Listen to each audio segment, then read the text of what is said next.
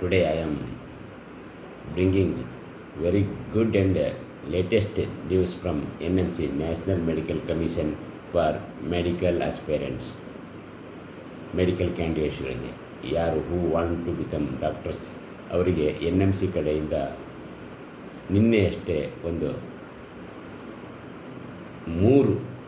ಒಂದಲ್ಲ ಎರಡಲ್ಲ ಮೂರು ಗುಡ್ ನ್ಯೂಸ್ಗಳು ಬಂದಿದ್ದಾವೆ. ಆ ಗುಡ್ ನ್ಯೂಸನ್ನು ನಿಮಗೆ ತಲುಪಿಸುವ ದೃಷ್ಟಿಯಿಂದ ಈ ವಿಡಿಯೋನ ಮಾಡ್ತಾಯಿದ್ದೇನೆ.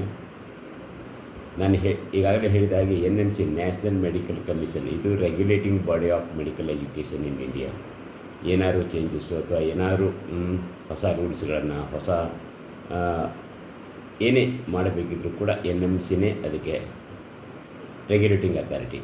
ಆ ಕಡೆಯಿಂದ ನಿನ್ನೆ ಅಷ್ಟೇ ಈ ಹೊಸ ಸರ್ಕ್ಯುಲರ್ ಬಂದಿದೆ. ಅದರಲ್ಲಿ ಈ ಮೆಡಿಕಲ್ ಎಜುಕೇಷನಿಗಿದ್ದ ಕೆಲವೊಂದು ರಿಸ್ಟ್ರಿಕ್ಷನ್ಸ್ ಅಥವಾ ಕಂಡೀಷನ್ಸ್ ಅಥವಾ ಕ್ಯಾಪ್ಸನ್ನು ತೆಗೆಯಲಾಗಿದೆ ಮತ್ತು ಅಡ್ವಾಂಟೇಜ್ ಆಗುವಂಥ ಫೀ ಸ್ಟ್ರಕ್ಚರ್ನು ಕೂಡ ಅವರು ಮಾಡಿದ್ದಾರೆ. ಅದನ್ನು ನಾವೀಗ ಒನ್ ಬೈ ಒನ್ ಆಗಿ ನಾವು ನೋಡೋಣ.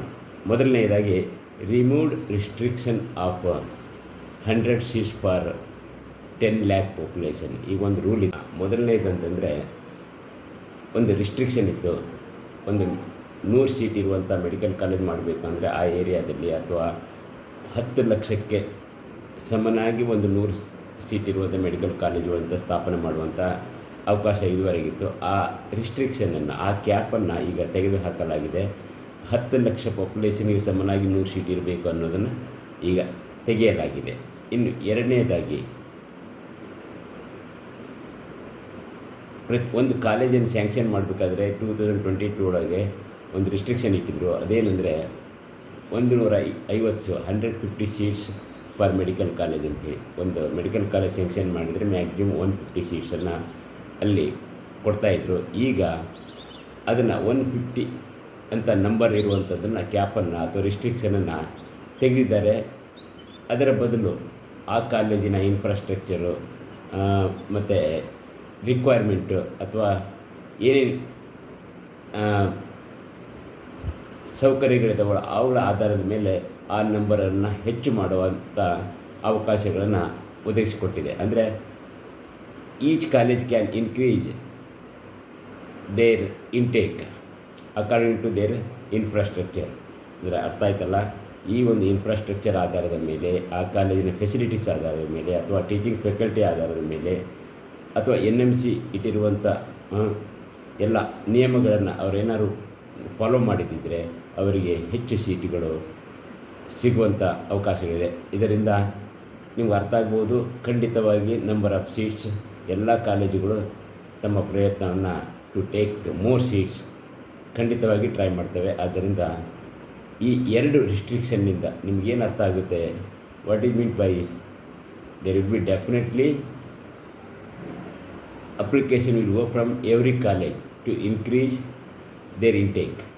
ಮೆಡಿಕಲ್ ಸೀಟ್ಗಳನ್ನು ಹೆಚ್ಚು ಮಾಡಲಿಕ್ಕೆ ಎನ್ ಎಮ್ ಸಿ ಅವರಿಗೆ ಪ್ರತಿಯೊಂದು ಸ್ಪೆಷಲಿ ಪ್ರೈವೇಟ್ ಕಾಲೇಜುಗಳಿಂದ ಅಪ್ಲಿಕೇಶನ್ ಹೋಗುತ್ತೆ. ಇದರಿಂದ ಹೆಚ್ಚು ಸೀಟುಗಳಾಗುವ ಅವಕಾಶಗಳಿರ್ತದೆ. ಇನ್ನು ಮೂರನೇದಾಗಿ ಫೀ ಸ್ಟ್ರಕ್ಚರ್ ಬಗ್ಗೆನೂ ಒಂದು ಮಾಹಿತಿ ಇದೆ. ಇದು really good news for medical aspirants. ಯಾಕಂತಂದರೆ ಇದುವರೆಗೆ ನೀವು 5 ವರ್ಷ ಅಥವಾ ಇಂಟರ್ನ್ಶಿಪ್ಪಿಗೂ ಕೂಡ ಫೀಸನ್ನು ಪೇ ಮಾಡ್ತಾಯಿದ್ರಿ. ಆದರೆ ಈಗ ಒಂದು ಕಂಡೀಷನ್ ಇಟ್ಟಿದೆ. ಅದು 4 ವರ್ಷದ ಫೀಸ್ ಮಾತ್ರ ನೀವು ತೆಗೆದುಕೊಳ್ಬೇಕು ಅಂಥೇಳಿ. ಅಂದರೆ each college should take only 4.5 years fees, that too in 5 equal installment. 5 equal ಇನ್ಸ್ಟಾಲ್ಮೆಂಟ್ಗಳಲ್ಲಿ 4.5 ವರ್ಷದ ಫೀಸನ್ನು ಮಾತ್ರ ಯಾವುದೇ ಕಾಲೇಜ್ ಅಕ್ಸೆಪ್ಟ್ ಮಾಡ್ಕೋಬೇಕಾಗಿದೆ. ಅದಕ್ಕಿಂತ ಹೆಚ್ಚು ತೆಗೆದುಕೊಳ್ಳುವಾಗಿಲ್ಲ. ಮತ್ತು ಇಂಟರ್ನ್ಶಿಪ್ಪಿಗೆ ಯಾವುದೇ ಫೀಸನ್ನು ಅವರು they should not take any fees, any amount during internship period. ಅಂದರೆ 1 year ಎಕ್ಸ್ಟ್ರಾ ನೀವೇನು ಇಂಟರ್ನ್ಶಿಪ್ ಅಂತ ಮಾಡ್ತೀರಲ್ವ, ಆವಾಗ ನೀವು ಯಾವುದೇ ಫೀಸನ್ನು ಅಥವಾ ಯಾವುದೇ ಅಮೌಂಟನ್ನು ಪೇ ಮಾಡುವ ಅವಶ್ಯಕತೆ ಇರಲ್ಲ. ಇದರಿಂದ ಏನಾಗುತ್ತೆ? Results of this cap removing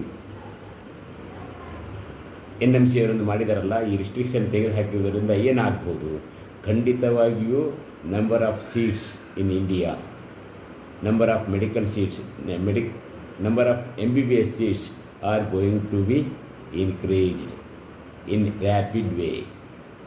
ಬಹುದೊಡ್ಡ ರೀತಿಯಲ್ಲಿ ಚೇಂಜಸ್ ಆಗುವ ಎಲ್ಲ ಲಕ್ಷಣಗಳು ಕಾಣ್ತಾ ಇದ್ದಾವೆ. ಇದು 26 and 27 ಈಗ ಹೂ ಆರ್ ರೈಟಿಂಗ್ ನೀಟ್ 2026 ಅವರಿಗೆ ಖಂಡಿತವಾಗಿಯೂ ತುಂಬ ಲಾಭವಾಗುವ ಚಾನ್ಸಸ್ ಇದೆ. ನಾವು we have to wait and see that. ಆದರೆ ಖಂಡಿತ ಹೋದ ಸಲ ನಿಮಗೆ ಹೇಳ್ತೀನಿ, ಇನ್ 2026 and 25 and 27 ಸುಮಾರು all over India 11,500 seats increase ಆಗಿತ್ತು. ಅದಕ್ಕೆ ಕಂಪೇರ್ ಮಾಡಿದರೆ ಈ ಸಲ ಖಂಡಿತವಾಗಿ minimum 15,000 seats are going to be increased in all over India.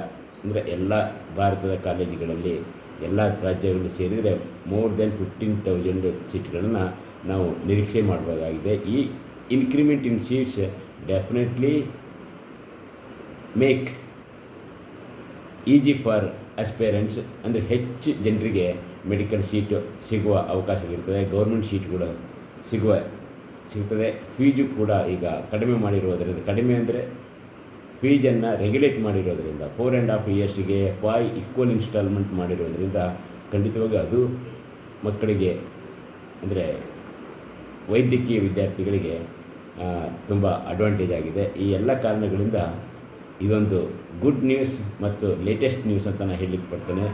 ಖಂಡಿತವಾಗಿಯೂ ಎಲ್ಲರಿಗೂ ಅನುಕೂಲ ಆಗುತ್ತೆ. ಅದು ಕರ್ನಾಟಕದ ಕಾಲೇಜುಗಳಲ್ಲಿ ಈಗಾಗಲೇ ಇನ್ಫ್ರಾಸ್ಟ್ರಕ್ಚರ್ ದೃಷ್ಟಿಯಿಂದ ನಮ್ಮ ಕರ್ನಾಟಕದ ಕಾಲೇಜುಗಳು ಚೆನ್ನಾಗಿರುವುದು compare to other states. Definitely our colleges are better than other state colleges. ಆದ್ದರಿಂದ ಇಲ್ಲಿ ಹೆಚ್ಚು ಸೀಟ್ಗಳು ನಾವು we can expect from NMC ಅವರು ಒಂದು ದೃಷ್ಟಿಯಿಂದ ಒಳ್ಳೆಯದಾದರೆ, ಇನ್ನೊಂದು ದೃಷ್ಟಿಯಿಂದ ಇದರ